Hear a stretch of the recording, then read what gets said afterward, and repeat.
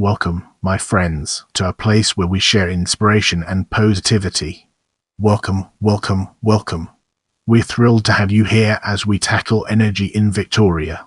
Energy in Victoria, Australia is generated using a number of fuels or technologies, including coal, natural gas and renewable energy sources. Brown coal, historically, was the main primary energy source for the generation of electricity in the state, accounting for about 85% of electricity generation in 2008. The amount of coal-fired power has decreased significantly with the closure in 2017 of the Hazelwood power station, which supplied around 20% of Victoria's electricity, and to a lesser extent with the exit of Anglesea power station in 2015. Brown coal is one of the largest contributors to Australia's total domestic greenhouse gas emissions and a source of controversy for the country. Australia is one of the highest polluters of greenhouse gas per capita in the world. In 2020, the greenhouse gas coefficient for Victoria, as advised by the Essential Services Commission, was 1.13, making it the highest coefficient for electricity generation in Australia. Renewable energy supplies a rapidly increasing fraction of Victoria's electricity. In 2021, 33% of electricity generation was from renewable sources. In 2022, the state government announced a target to increase that to 95% by 2035. Let's now venture into the realm of history and explore the fascinating intricacies it holds. The first electricity supplies to Melbourne were generated and distributed by a number of private companies and municipal generator and distribution companies. The main municipal-owned power station in Victoria was operated by the Melbourne City Council, which generated electricity from its Spencer Street power station, which opened in 1892 for the city's residents, as well as being a wholesale supplier to other municipal distributors. The main privately owned company was the Melbourne Electric Supply Company, which was established in 1899. The company operated the Richmond Power Station, which had been opened in 1891, and the Geelong Power Station. It operated under franchise arrangements with a number of municipal distributors. The final major generator of electricity was the Victorian Railways, which in 1918 opened the Newport Power Station, the largest power station in the urban area, to supply electricity as part of the electrification of Melbourne's suburban trains. These early generators all relied on fuel supplies from the strike-prone black coal industry of New South Wales. Early electricity production in Victoria used relatively simple technology, but transmission over even a short distance was difficult. Initially, it was used only for public events such as the Duke of Edinburgh's visit in 1867 and a night football match at the Melbourne Cricket Ground in 1879 and lighting in the theatre. Small-scale generating plants were built in Melbourne to serve small areas and industries. However, gas remained the fuel for street lighting in Melbourne until 1894, after the construction of the Spencer Street Power Station by the Melbourne City Council. This power station generated enough power to light Melbourne's streets. Other councils embraced Melbourne's initiative, and streets in many nearby areas such as Richmond, Essendon, Hawthorn and South Yarra were also lit by electricity by the late Ers. Some councils set up their own distribution networks, including Footscray 1911, Brunswick, Port Melbourne, Preston 1912, Nunavut 1912, Northcote 1912, Cabot 1914, Hazelwood 1914, Williamstown and Doncaster 1916. The State Electricity Commission of Victoria SECV was formed in 1921 to merge these small operations. In the Ers, the SECV investigated hydroelectric power generation, in parallel with work on brown coal-fired power stations at Yollan. In 1922 a report was delivered by Messrs J.M. and H.E. Cone relating to the development of potential hydroelectric power on the Goulburn River and the Surburn Range. Their findings were then submitted to the Parliament of Victoria for funding, with the more cost-effective project approved in 1922. and the Rubicon hydroelectric scheme commenced in that year.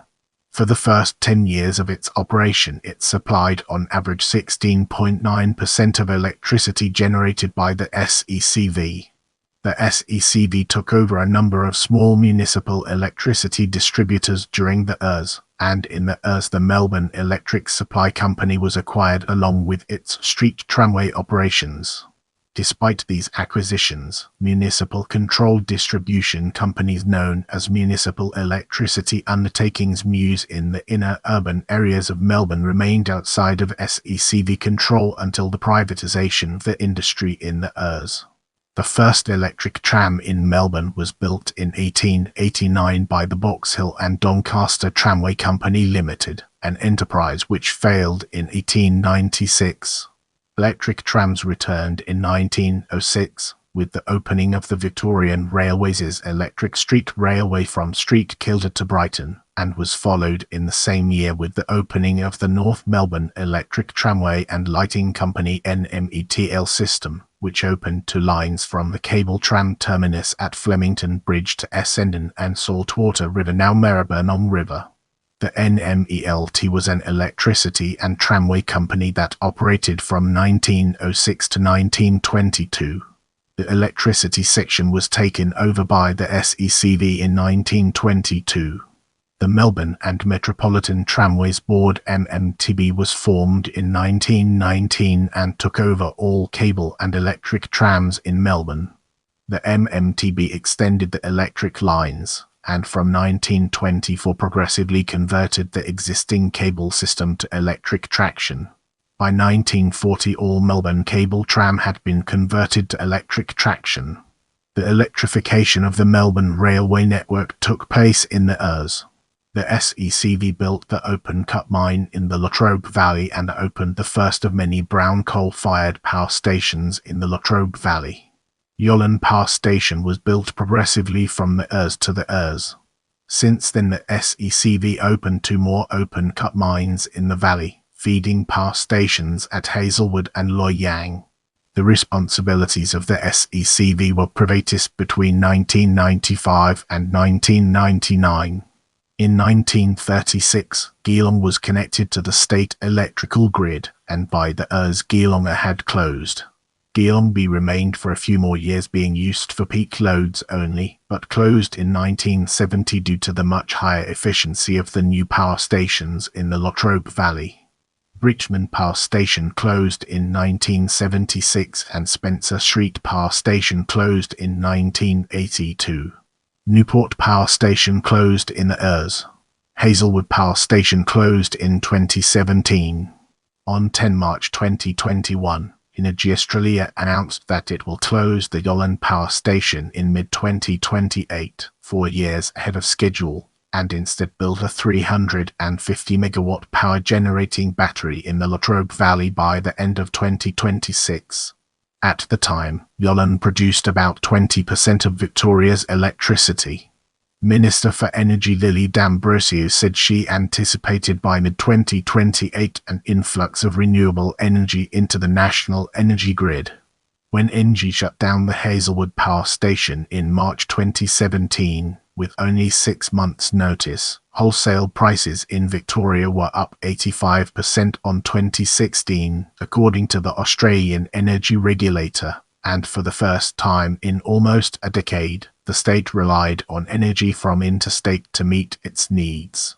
In the lead up to the 2022 Victorian state election, Labor Premier Daniel Andrews committed to reviving the State Electricity Commission if re-elected.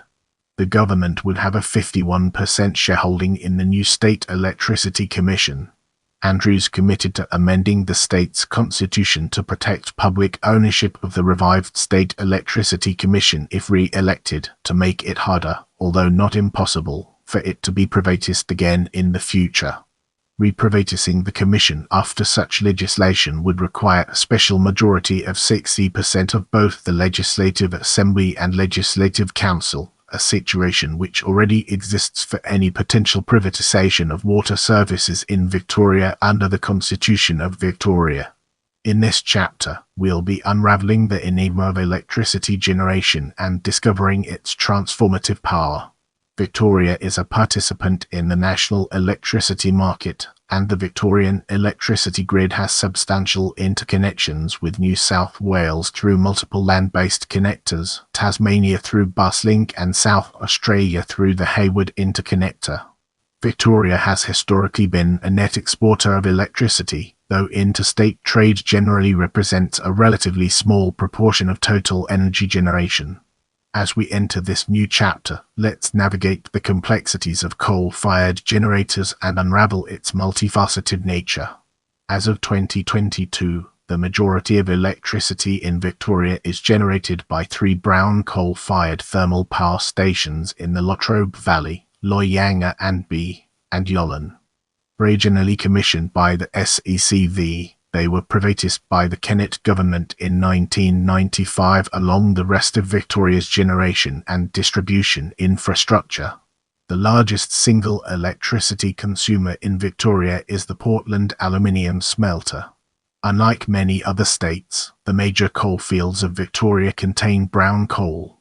The high water content of this coal makes it less suited for combustion without specialist technology. As a result, in the early years of Victoria, the state was dependent on black coal imports from New South Wales for its fuel needs. In general, Latrobe Valley brown coal has a low ash content. The ash constituents vary significantly across the region, but various silicates and oxides Mg, Fe, Al, Ca and No are typical. In the eras, the Latrobe Valley coal fields began to be exploited for power generation. Additional brown coal reserves were at Altona and Anglesea, and black coal in the Strzelecki Ranges in South Gippsland. Both the Altona and Strzelecki Ranges coalfields were small in size and required underground mining. Production in these mines increased into the early 20th century. The Anglesea coalfield has been mined for Alcoa's Anglesea power station since the ERS, before both the power station and coalfield were shut in 2015. The amount of coal-fired power has decreased significantly with the closure in 2017 of the Hazelwood power station, which supplied around 20% of Victoria's electricity consumption, and to a lesser extent with the exit of Anglesea power station in 2015. The Latrobe Valley produced 98.5% of Australia's total brown coal production at 57.8 Mount, down from 66.7 Mount in. Coal mines in Victoria operating in 2019 are: mine location Onalat and long type of coal tons mined PA major buyers major method Yollan Energistralia lignite. Yollan power station open cut Loy Yang A trialled in a GL Energy Loy Yang lignite. Loy Yang power station open cut. A short-lived carbon pricing system was introduced by the federal government in 2011 and repealed in 2014. So the high emissions intensity of the brown coal plants does not result in any direct financial difficulties for their owners. However, as in most of the world, new-build coal plants are financially unattractive compared to renewable energy. Yollan Power Station is scheduled to close in 2028. Loy Yang A and B are currently scheduled to operate into the ERS, according to their owners. However, observers expect Loy Yang's retirement to be accelerated due to competition from renewables and future government policy to reduce emissions. As we progress through this video, let's shift our attention towards renewable energy and uncover its hidden depths. In 2006, Victoria was the first state to have a renewable energy target of 10% by 2016. In 2010, the target was increased to 25% by 2020. The Victorian government has set renewable energy targets of 40% by 2025. In 2021, 33% of all power generation in Victoria was from renewable sources. In this section, we'll be deep diving into hydro, unraveling its complexities and uncovering valuable insights. Victoria has a limited hydroelectric power generation system due to the limited water resources. The Rubicon hydroelectric scheme was completed by the SECV in 1924 and was an important component of the state electrical grid at the time. It was later followed by the Kiowa hydroelectric scheme that was constructed between 1938 and 1961, at Arden Power Station in 1956, Victoria's involvement in the Snowy Mountains scheme that was built from the Ers to Ers, and the Dartmouth Power Station in 1981. The most recent expansion of hydropower in Victoria was the Bogong Power Station, a 95 MW extension to the Kiowa scheme completed in 2009. There are currently no proposals for the expansion of hydroelectric power in Victoria.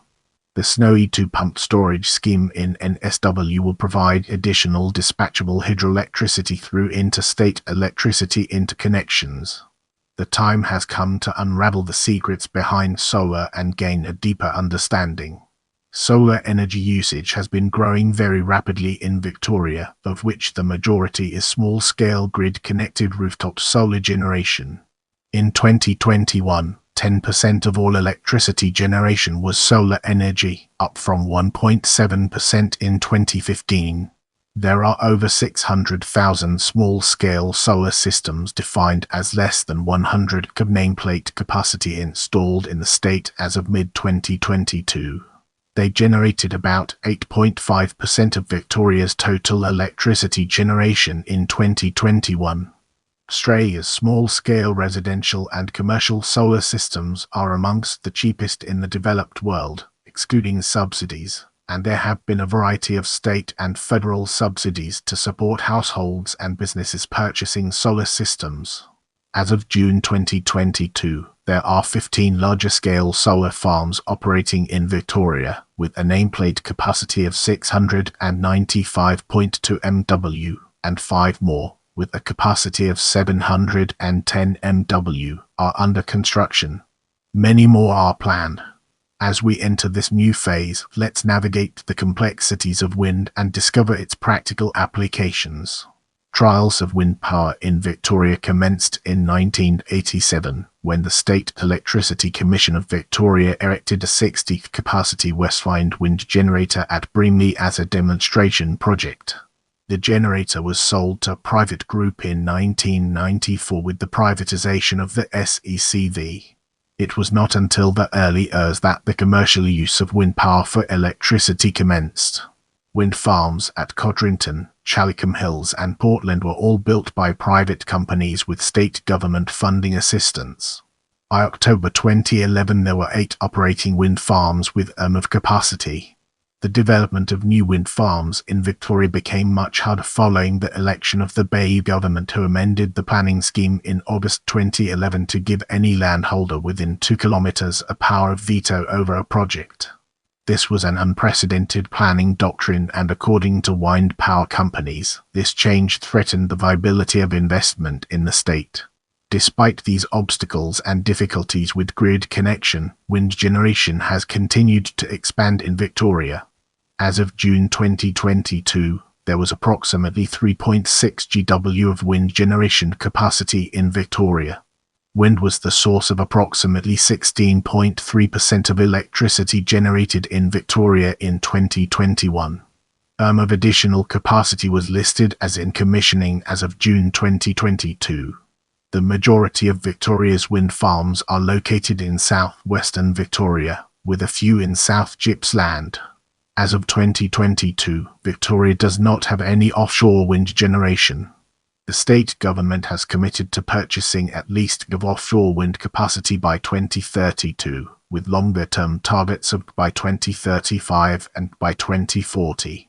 3 project proposals for offshore wind farms along the Gippsland coastline have received preliminary funding for design and feasibility work. Now, let's redirect our focus towards battery storage and discover its significance in our narrative. There are 4 large-scale battery storage systems in Victoria. By far the largest to date is the Victorian Big Battery, a battery storage facility which was connected to the Victorian electricity grid in 2021. Get ready to immerse yourself in the world of wood and other biomass as we examine its impact and relevance. Wood-burning stoves are widely used in Victoria, though quantitative estimates are less accurate due to the lack of any centralized distribution network for wood. One survey estimated that approximately 28% of Victorians used wood heating, with usage higher outside metropolitan areas and amongst less well-off households. Limited quantities of firewood can be collected for personal use from some state-managed forest areas at no cost. There are also numerous commercial firewood collectors who contract to harvest firewood from publicly managed forests and private land. There have been calls for buyback schemes to remove wood heaters due to the health effects of the air pollution from them. Aside from wood domestic heating, the other major form of biomass energy used in Victoria is the burning of wood waste from sawmills, both for process heat for wood treatment and for electricity production. Some of this is exported to the grid. E-fuel, generally made from bioethanol imported from interstate or overseas, is widely available in Victoria, though most petrol stations also sell petrol that is not blended with ethanol. Prepare yourself for an eye-opening discussion on briquettis in the upcoming portion of this video. Due to the low energy value of raw brown coal, long-distance transport of the fuel was not economic. As a result, the State Electricity Commission of Victoria used German technology to produce hard briquettis from Latrobe Valley brown coal. The initial plant was established in the Ers at Yollen, with a second opening at Morwell in the Ers. These plants crushed, dried and pressed brown coal to extract the water and form a hard, fast-burning block that was easy to transport. The SECV encouraged the use of briquettis in both industrial and domestic cooking and heating, as a replacement for imported black coal. Briquettis were also used in a number of peak-load thermal power stations that were located away from the Latrobe Valley.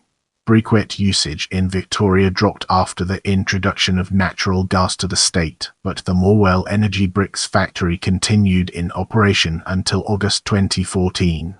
As we enter this new phase, let's navigate the complexities of history and discover its practical applications.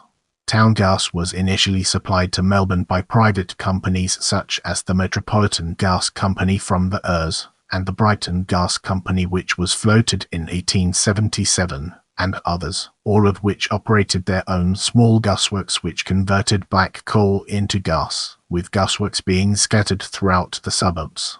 Town gas was used for lighting, heating, and cooking, and replaced kerosene for lighting. It was also used for street lighting before electricity became available starting in the Ers. The Gas and Fuel Corporation of Victoria was formed in 1951 to manage gas supplies for the state. It took over Metropolitan Gas Company and Brighton Gas Company, and over time also acquired the other local municipal and company gas works. Its first project was the building of a centralist brown coal gasification plant at Morwell. The plant opened in 1956 and used the German Legi process to produce gas that was transferred to Melbourne via a high-pressure gas pipeline. The production of town gas was changed in the late Ers when syngas production was developed, a process that converted waste gases from oil refineries to a useful energy product.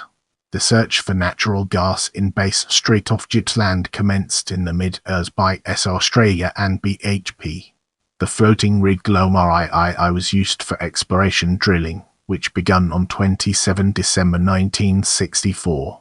After 2 months gas was struck, and by June 1965 it was confirmed that a major gas field had been found. Known as the Barracuda Field, discovery of the Marlin Field followed in March 1966. Both of these fields use offshore drilling rigs as a production base. The Longford gas plant acted as the onshore receiving point for oil and natural gas output from production platforms in Bass Strait. By 1969, the production plant and distribution network were complete, allowing natural gas to be sold to consumers. A majority of Victoria consumers converting gas appliances to natural gas by the Ers. Vencorp was established in 1997. In 1994, the Kennett government privatised the distribution, retail and transmission companies, along with the State Electricity Commission of Victoria, Victoria's main electricity utility. The GF was wound up in June 1995. Gaska acted as a gas wholesaler, purchasing gas from Esso Billiton and on selling it to private sector gas retailers Origin Energy, AGL and TXU. In March 1999, Investra, now Australian Gas Networks, acquired part of the former corporation's distribution network. Until 1 October 2002, each retailer supplied gas in a defined geographical area, and from that date the gas market in Victoria was open to new gas retailers and full retail contestability for gas customers was introduced, enabling gas retailers to seek customers statewide. At that time, there were 3 retailers, which continued to be the major retailers. Full retail price deregulation occurred in 2009. Victoria Electricity, later Lumo Energy, applied for and obtained a gas retailing license in December 2004 and commenced gas retailing in early 2005. In 2005, TXU sold its Australian assets to Singapore Power, which retained the distribution businesses electricity and natural gas distribution networks in Victoria, and then sold the remainder. Singapore Power then floated 49% of the business as SPSnet, retaining 51%. In May 2013, Singapore Power sold 19.9% of its 51% stake in the business to State Grid Corporation of China. SPSnet changed its name to ASNet Services in August 2014. In September 2014, Hong Kong-based Chunkong Group bought all the shares in Investra, including UPA's 33.4% stake, while APA retained the operation and management of Investra's assets until 2027. In October 2014, Investra's name was changed to Australian Gas Networks Limited. In September 1998, the Esso Longford gas explosion took place, in which 2 workers died and 8 were injured, and resulted in gas supplies in the state being severely affected for 2 weeks. Additional gas reserves were discovered in the Otway Basin offshore from the Otway Ranges in recent years. BHP discovered the Minerva gas field 1993, with production commencing in 2004. The Santos Limited-operated Casino field was discovered in 2002 and started production in 2006. In 2002, Woodside Petroleum prepared to develop their Geograph and Thylacine gas fields. These newer gas fields use undersea wellheads connected to the shore and production facilities with pipelines, minimizing the visual impact on the coastline. In the upcoming section, we'll be shining a light on current structure. Today, approximately 1.5 million domestic customers in Victoria are supplied with gas via over 25,000 kilometres of mains. Industrial and commercial consumers account for nearly 50% of gas sales. In the fiscal year, the average gas production in Victoria was over 700 MCF per day and represented 18% of the total national gas sales, with demand growing at 2% a year. Victorian households have the second highest usage per household of natural gas in Australia, with only the Australian Capital Territory having higher household consumption. This is the result of wide availability of gas and colder winter weather than other Australian mainland states. Gas supplies come from offshore base straight gas fields, Gippsland, Otway and Bass Basins. The Longford gas plant, the onshore receiving point for oil and natural gas output from production platforms in Bass Strait off Gippsland, is currently owned by a joint partnership between ExxonMobil and BHP, and is the primary provider of natural gas to Victoria, and also provides some supply to New South Wales and Tasmania. The Dandenong LNG gas storage facility provides flexibility to the East Australian gas market by hedging against risks such as outages or emergencies and peak demand periods. The Iona Underground Storage, near Port Campbell, Victoria. Cooper Basin Gas and Queensland and NSW Coal Seam Gas via the MSP and NSW Victoria Interconnect also provides gas for the Victorian market. Following campaigns by rural communities and environmentalists, the Victorian state government banned onshore unconventional gas exploration, including fracking and coal seam gas, in 2016. Australian Gas Networks owns most of the transmission pipelines in Victoria. Gas Pipelines Victoria Pty Limited owns the transmission pipeline from Carisbrook to Horsham. The gas distributors in Victoria include EastNet Services 31.1% owned by Singapore Power, 19.9% by State Grid Corporation of China, and the other 49% is publicly owned. Gemina 60% owned by State Grid Corporation of China and 40% by Singapore Power. Its VIGIB, which was commissioned in January 2003, is an interconnect facility situated at the Longford Compressor Station, which enables gas to flow bidirectionally between the Eastern Gas Pipeline and the Victorian Gas Transmission System. The Eastern Gas Pipeline, also owned by Gemina, is a supply pipeline between the Gippsland Basin, Victoria and New South Wales. The pipeline supplies more than half the gas consumed in New South Wales, including Sydney, Canberra and Wollongong, and regional centres Bairnsdale, Cooma, Nora and Bomaderry. Australian Gas Networks owned by Hong Kong-based Chung Kong Infrastructure CKI. Molten Gas owned by the DUT Group, now owned by CKI. Today, there are 18 energy retailers in Victoria, 9 of which are also gas retailers. The major retailers are AGL Energy, Energy Australia formerly TIU, and Origin Energy, representing almost 30% of Australian East Coast domestic gas market demand, with the others being Alenta, Dodo, Lumo Energy, Momentum Energy, Red Energy, and Simply Energy. The retailers issue bills to its customers based on gas usage information provided by the distributors. The Tasmanian Gas Pipeline was constructed and commissioned by Duke Energy in 2002. It is a 730-foot submarine and onshore gas pipeline which transports natural gas from the Longford Gas Plant, under Bass Strait, to Bell Bay, Tasmania. Tasmanian Gas Pipeline TGPT Limited is the owner and licensee of the Tasmanian Gas Pipeline.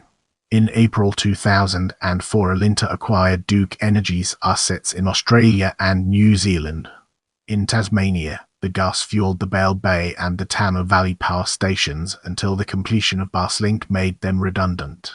To increase the security of natural gas supply to Adelaide, natural gas from Energy Australia's Victorian Otway Basin is piped from the Iona Gas Plant near Port Campbell, Victoria, and Origin Energy's Otway Gas Plant via the 687 Cedars pipeline to the gas-fired Pelican Point Power Station at Port Adelaide. The pipeline is owned and operated by South East Australia Gas Pty Limited, which is owned in a 50-50 partnership by APA Group Australia and the Retail Employees Superannuation Trust. Production from the Bass Strait fields is declining, and AEMO has stated that Victoria, New South Wales, and Tasmania may face gas shortages during the ERS. A floating LNG import terminal at Corio Bay has been proposed by Viva Energy as a way to cover the shortfall. The proposed terminal has been opposed on environmental and safety grounds. For the medium and longer term, the Victorian state government has announced a roadmap to gradually phase out the use of natural gas due to supply, cost, and environmental issues, to be replaced with a mixture of electrification, biogas, and hydrogen from clean sources. Modelling for the roadmap suggests that electrification is likely to take place over the ERS and ERS, with large-scale adoption of hydrogen to replace remaining gas usage more likely to begin in around 2040. Moving on to the next segment, we have oil. Oil was first discovered in the Gippsland Basin under Bass Strait by S Australia and BHP in March 1966 in what is now the Marlin Field. By early 1968, the halibut and kingfish oil fields were discovered nearby. Production from the fields was estimated at up to 300,000 oil barrels per day, with recoverable reserves in the Gippsland Basin in the region of Fogoil. In 1985, oil production from the Gippsland Basin peaked to an annual average of 450,000 oil barrels per day. However, production has gradually declined, and in the 2020-2021 financial year, production was only 4,085 per day. The vast majority of Victoria's petroleum is now imported, either as crude oil or refined products. There is one oil refinery in Victoria, the Giln Oil Refinery. There have been a number of attempts to produce liquid fuels from Victoria's brown coal, a process known as coal liquefaction. One large-scale Japanese-funded pilot project at Morwell operated from 1987 to 1990. The project, which cost $1 billion equivalent to $1 billion, was a technical success, and it was estimated that synthetic crude oil could be produced for us per barrel if the plant was scaled up for commercial operation. The project did not proceed further as the production cost of the synthetic oil was uneconomic. In the upcoming portion, we'll be dissecting hydrogen to gain a comprehensive understanding of its implications. As previously mentioned, town gas, a mixture of hydrogen, carbon monoxide, and other hydrocarbon gases, was produced from black and brown coal through the 19th and 20th centuries. Since the ERS, there has been interest in hydrogen production for fuel, primarily for export to Asia. A pilot project, the Hydrogen Energy Supply Chain (HESC) project, from 2019 to 2022, supported by the state and federal governments, AGL, and a number of large Japanese industrial companies including Kawasaki Heavy Industries. Brown coal from the Latrobe Valley was successfully gasified, purified, liquefied, and shipped to Japan. According to the project partners, the project represented the largest scale shipping of hydrogen to date. The project partners propose that a commercial-scale gasification operation would use carbon capture and storage to reduce the amount of greenhouse gas emitted in the production process. No carbon capture was implemented in the pilot project. According to the project partners, a decision whether to proceed to commercial production will be made in the ERS, with operations targeted in the ERS. The proposal has been criticised as greenwash, for instance by left-leaning think tank, the Australia Institute. They argue that CCS projects have a long history of failure, usually only capture a fraction of total emissions, and that a hydrogen produced by a commercial coal gasification operation in Victoria would compete against cleaner green hydrogen produced by electrolysis powered by renewable energy. Don't forget to check out my other videos for more valuable content.